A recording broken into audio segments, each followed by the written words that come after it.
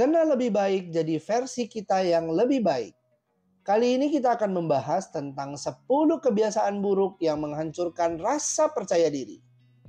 Kepercayaan diri adalah salah satu hal yang tidak berwujud dan sulit untuk didefinisikan. Ya, itu sudah jelas ya guys. Tapi kita bisa tahu kok ketika melihatnya.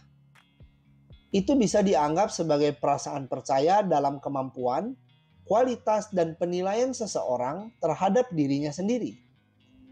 Dan itu mempengaruhi hampir setiap aspek kehidupan kita, termasuk gimana perasaan kita tentang diri kita sendiri, gimana orang lain ngelihat kita, dan gimana kita berprestasi di sekolah dan di tempat kerja. Meskipun kurangnya kepercayaan diri itu bisa menyebabkan kecemasan sosial atau melemahnya kesehatan mental dan mempengaruhi persepsi diri seseorang, hal itu nggak selalu terjadi kok. Kita sendiri bahkan mungkin nggak sadar tuh kalau kita punya kebiasaan bawah sadar yang sebenarnya berpotensi untuk ngerusak kepercayaan diri.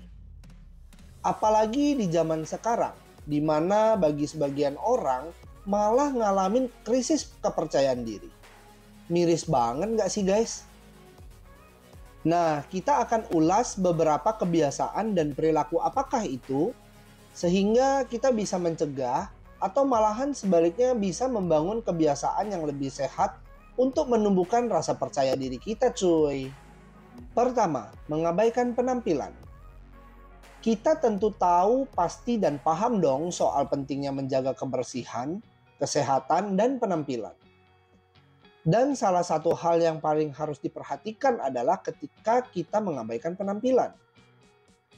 Pada dasarnya, sengaja atau nggak sengaja, hal ini menunjukkan rasa tidak hormat kita pada diri sendiri. Selain itu, jika kita tidak merasa nyaman dengan penampilan, maka keyakinan tentang kepercayaan diri kita juga akan terkena imbasnya loh. Terutama saat di tengah keramaian nih. Hal ini mungkin terlihat hal yang sepele guys, tapi percayalah, ngerawat penampilan lo yang baik akan sangat berpengaruh untuk membangun rasa percaya diri.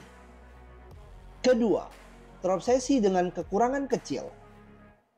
Ketika kita lagi di depan cermin nih, apakah lo cenderung lebih cepat buat ngelihat kekurangan kecil pada penampilan lo? Apakah lo sering terjebak untuk membesar-besarkan kekurangan itu? Kalau iya, lo harus berhenti. Kebiasaan ini ngeracunin kepercayaan diri kita. Kalau kita cuma berpikir untuk mencoba jadi lebih jujur dengan kekurangan kecil yang kita punya, itu fair sih. Tapi kalau kebanyakan malah bisa buat kita benci terhadap kekurangan tersebut. Nah, ketika hal ini terjadi, perhatian kita sebenarnya beralih dari ngagumin semua hal yang kita sukai tentang diri kita, menjadi mengkritisi segala sesuatu yang menurut kita salah. Ritual kritik diri ini akan membuat kita merasa sedih, nggak mampu, bahkan malu. Ini bukan cara untuk membangun rasa percaya diri yang baik. Daripada kita terobsesi untuk melihat kekurangan kecil ini, yuk kita coba menempatkan energi ini untuk melihat sisi-sisi positif di dalam diri kita. Mungkin rasanya agak aneh di awal-awal buat jadi positif ketika sinisme sudah menjadi kebiasaan kita. Tapi kebiasaan baru ini layak kok untuk dikembangkan, dilatih setiap hari. Percaya deh, itu bisa ngerubah perasaan kita tentang diri kita. Ketiga, berbicara tentang kelemahan diri. Hati-hati nih guys, ada perbedaan yang tipis banget antara menyadari kekurangan diri sendiri dengan mencela diri jika keterusan lebih jauh.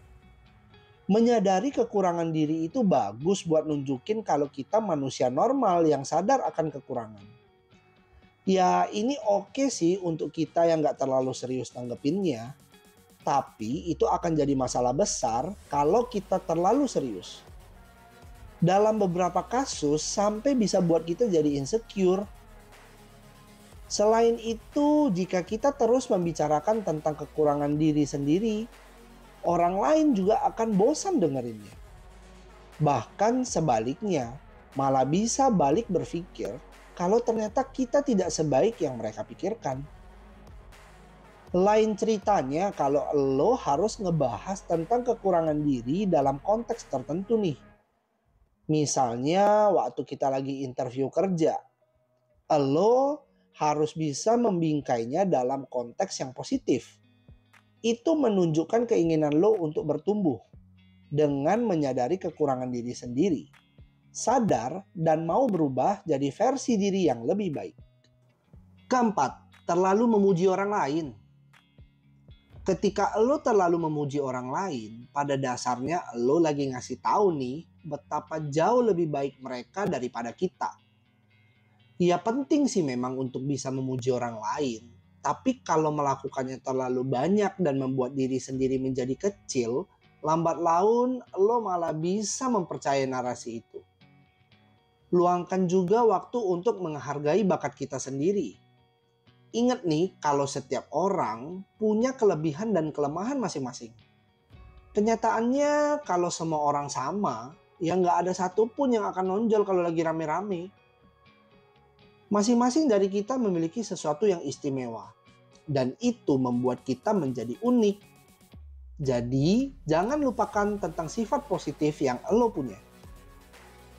Kelima, mempercayai pikiran negatif. Kalau kita seperti kebanyakan orang yang ngalamin pikiran negatif yang lebih banyak dari waktu ke waktu, sayangnya pikiran negatif itu bakal jadi sesuatu yang lebih mudah buat dipercaya dibanding hal bagus yang kita pikirkan tentang diri kita. Dan seiring berjalannya waktu akan menurunkan kepercayaan diri kita.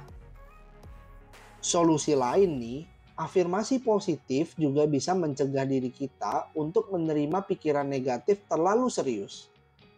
Hal ini akan membuat kita punya perspektif yang lebih objektif pada kehidupan, menuju kebahagiaan dan jadi lebih percaya diri.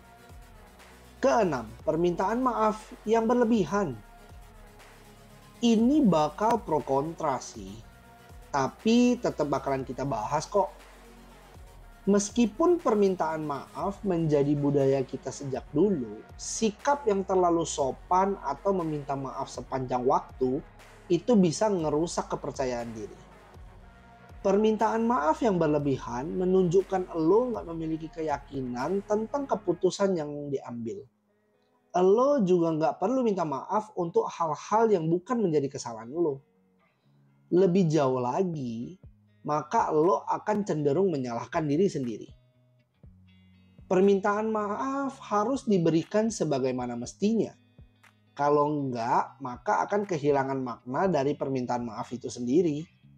Ketujuh, membiarkan orang lain membuat keputusan untuk kita. Kita nggak bakalan bisa percaya diri jika nggak tahu apa yang kita inginkan atau nggak percaya dengan pendapat yang kita berikan. Keyakinan dibangun dengan mengungkapkan keinginan lo dengan cara yang jujur dan diperjuangkan. Ini cuma bisa dilakukan kalau lo dengerin diri sendiri, percaya diri, dan dilanjutkan sampai dengan keputusan.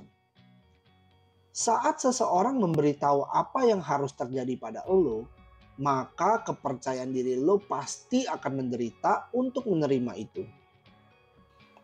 Kedelapan, menurunkan standar. Menurunkan standar agar semua berjalan baik-baik aja dengan apapun yang terjadi berarti sama aja menerima kurang dari apa yang layak kita dapat. Ya tentu akan ngerasa lebih nyaman buat ngelakuinnya. Tapi di sisi lain nggak akan membangun kepercayaan diri dalam jangka waktu panjang sih.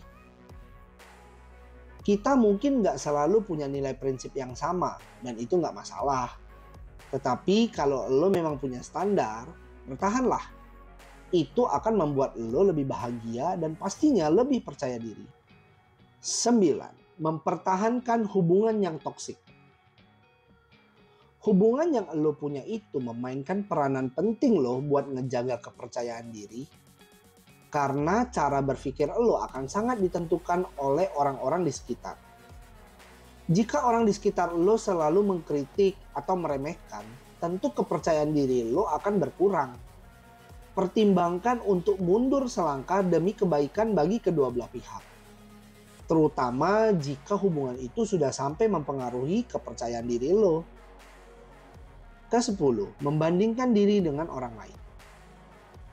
Kita pasti pernah ngalamin hal ini. Ketika rumput tetangga selalu tampak lebih hijau dari yang kita punya. Bahkan lebih jauh, kita sampai ngerasa cemburu lah, insecure lah, atau bahkan marah pas ngelihat orang lain memiliki sesuatu yang kita nggak punya. Tapi tunggu nih guys, apakah ini benar-benar seburuk yang kita pikirkan ya? Membandingkan diri dengan orang lain itu perilaku yang wajar, tapi jangan pernah dibiarin. Kebiasaan ini akan merusak kepercayaan diri kita. Cobalah buat ngebandingin dengan cara yang lebih positif. Ingat, kalau jalan setiap orang itu berbeda, walaupun jalan kita mungkin terlihat mirip dengan yang lain. Kebiasaan buruk ini tanda rendahnya rasa percaya diri kita. Beberapa dari poin di atas sih kayaknya hal yang sepele dan gak berbahaya. Namun kalau terus dibiarin bisa kasih dampak kerusakan yang cukup besar dalam waktu yang lama. Tips dan trik nih, kita harus bisa ngenalin kapan kebiasaan ini muncul. Dengan latihan untuk terus sadar dan ganti dengan pikiran atau perilaku positif, mudah-mudahan perlahan-lahan kepercayaan diri lo bakal meningkat. Inilah beberapa kebiasaan buruk yang bisa ngerusak kepercayaan diri lo. Banyak juga ya poin yang harus diperhatikan. Punya percaya diri itu bagus sih, asal pas pada porsinya. Nggak kebanyakan atau kekurangan. Termasuk yang kurang ngomong nih, alias pendiam. Bagus nggak sih jadi pendiam? Ada beberapa fakta menarik loh tentang orang pendiam. Tetap pantengin channel ini karena pembahasan itu akan ada di episode berikutnya dari Kenal Lebih Baik.